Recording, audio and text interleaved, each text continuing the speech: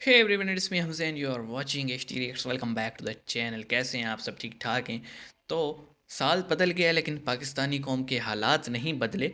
और पाकिस्तानी ना सिर्फ पाकिस्तानी कौम के बल्कि पाकिस्तानी हुकूमत की फ़ितरत और आदत भी नहीं बदली। और हमेशा की तरह हम कटोरा लेके जगह जगह जगह फिर रहे हैं कि डॉलर दे दो, डॉलर दे दो।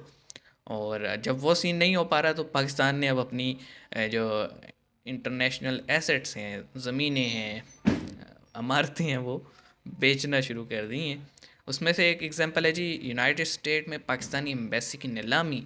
क्या भारत ख़रीद कर लगाएगा अपना झंडा? तो आइए देखते हैं जनाब के पाकिस्तान बिल्डिंग तो बेचने पे आया, और क्या क्या बेचेगा। इज़्ज़त तो हम बेच चुके हैं और इंटरनेशनल इदारों के सामने कपड़े भी उतरे हुए हैं। तो अब देखते हैं अब क्या रह गया है हमें इन आँखों को देखना। तो आइए स्टार्ट करते हैं। 3 2 1 एंड गो। हेलो फ्रेंड्स, जय हिंद। हिंदुस्तान स्पेशल में आपका हेलो। स्वागत है दोस्तों। पाकिस्तान इस समय मंदी की मार झेल रहा है। हालात इतने खराब हैं कि पाकिस्तान को दूसरे देशों से फिर भीख मांगनी पड़ रही है। आर्थिक हालात खराब होने के कारण पाकिस्तान अब अपने देश की संपत्तियों को बेचने जा रहा है। दरअसल पाकिस्तान वॉशिंगटन में स्थित अपने दूतावास को ही बेचने जा रहा है। इसके लिए पाकिस्तान सरकार ने दूतावास। अखबारों में विज्ञापन भी दे दिया है। इस इमारत की कीमत 5 से 6 मिलियन डॉलर्स बताई जा रही है। पाकिस्तान के अधिकारियों ने इस बात की पुष्टि की है कि हम बिक्री के लिए उचित प्रक्रिया का पालन कर रहे हैं। दूतावास ने समाचार पत्रों में प्रस्तावित बिक्री का विज्ञापन दिया और इमारत के लिए बोली भी लगाई जा चुकी है। दूसरी तरफ ओके। पाकिस्तान में पेट्रोलियम मंत्री और विदेश मंत्री बिलावल भुट्टो आपस में ही भिड़ गए। पेट्रोलियम मंत्री कह रहा है कि हम रूस से तेल खरीदने जा रहे हैं और बिलावल भुट्टो कह रहा है बिलावल कि कहते हमें हैं रूस ऐसा तो कुछ कभी है ही भी नहीं। सस्ते दामों पर तेल नहीं देगा। अब पता चला है कि उन्होंने जनाब उसका स्टेटस हटा के 1.3 मिलियन डॉलर के उन्होंने टैक्सेस डाल दिए लोकल अथॉरिटी ने। उन्होंने इनको विदड्रॉ करके कि इसका 1.3 मिलियन डॉलर दें। इन्होंने कहा जनाब कि ऐसे करते हैं, इसको ना बिल्डिंग को हम बेचते हैं, इनको सेल करते हैं। मैं मुख्तसरन सी कहानी सुना और बड़ा लंबा छोड़ा काम है इसमें।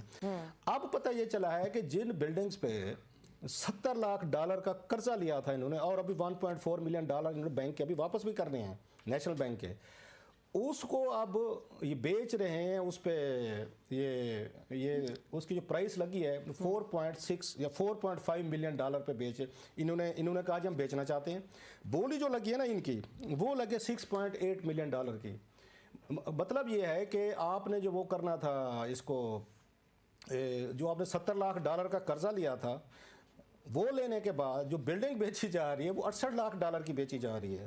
व्यूअर्स, आज हम बात करने वाले हैं। अभी रिसेंटली खबर आई है कि कोई हाल पाकिस्तान नहीं है की यार। एम्बेसी सेल हो रही है यूएस में, ओके। वॉशिंगटन में। पाकिस्तान के गवादर पोर्ट पर जहाज खड़े हैं, सामान वहां पर 12 दिन से सामान पड़ा हुआ है जहाजों के अंदर, लेकिन डॉलर्स नहीं है पाकिस्तान के पास देने के लिए। इसी में एम्बेसी सेल हो रही है। पाकिस्तान बैंकरप्ट हो रहा है। कहा यह जा रहा है कि डिफॉल्ट पर जाने वाला है हमारा मुल्क। जा इसी में चुका अगर है। इंडिया की बात की जाए तो इंडिया हमें आगे नजर आ रहा है। यूएस में पेंटागन में भी पाकिस्तान को एक वीक इकोनॉमी कहा गया है और इंडिया की तारीफ की गई है। और जो एम्बेसी सेल हो रही है इसके बारे में पाकिस्तानी अवाम को बताते हैं।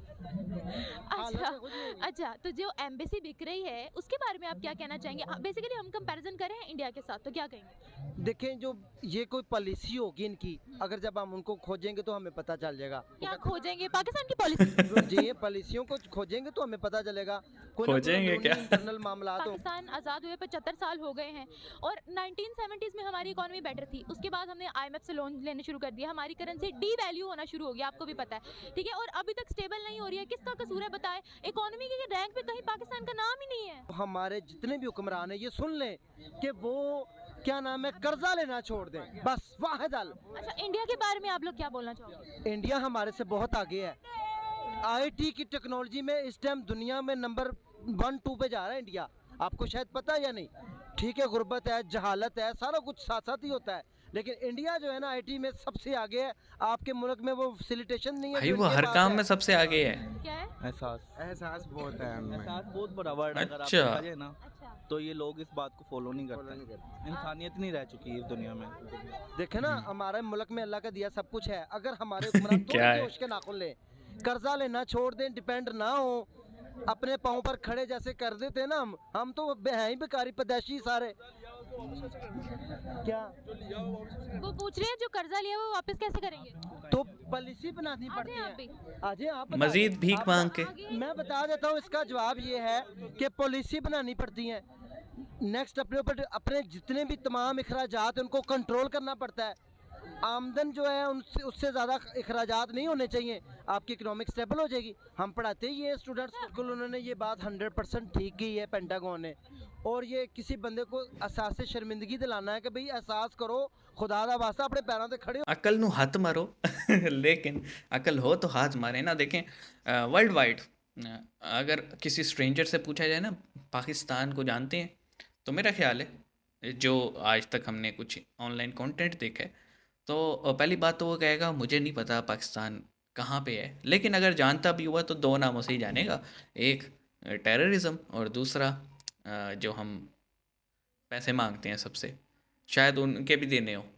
ठीक है, प्रॉब्लम क्या है? प्रॉब्लम ये है कि हम अ, अपना अपना एहतसाब, अपनी अपनी अकाउंटेबिलिटी स्टार्ट कर दें तो मेरे ख्याल में बहुत कुछ सही हो सकता है। अब ये कहना कि पाकिस्तान एम्बेसी बेच रहा है, फ़र्स्ट ऑफ ऑल के उस एम्बेसी पे आप 70 करोड़ डॉलर लेके और 68 में बेच रहे हो, तो 2 करोड़ तो फिर भी देने हैं, कहाँ से दोगे? और उसके अलावा जो कर्जा लिया था लेट पेमेंट्स के ऊपर, जो इंटरेस्ट देना है वो कहाँ से दोगे? तो आई डोंट नो कि ये ऊपर बैठ के फैसले कौन कर रहे, और इस तरह के अजीबो गरीब फैसले। और उसके बाद जो मेन चीज़, जो पॉइंट है वो ये कि हम डिनायल में क्यों रहते हैं।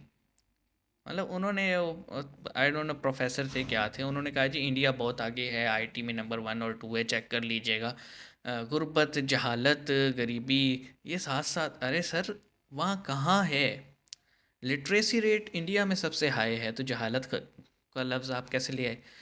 गुर्बत, वो इकॉनमी 5th लार्जेस्ट है और 3rd बनने वाली है 2027 से 2038 के दरमियान, ऐसे हमने एक आर्टिकल देखा था।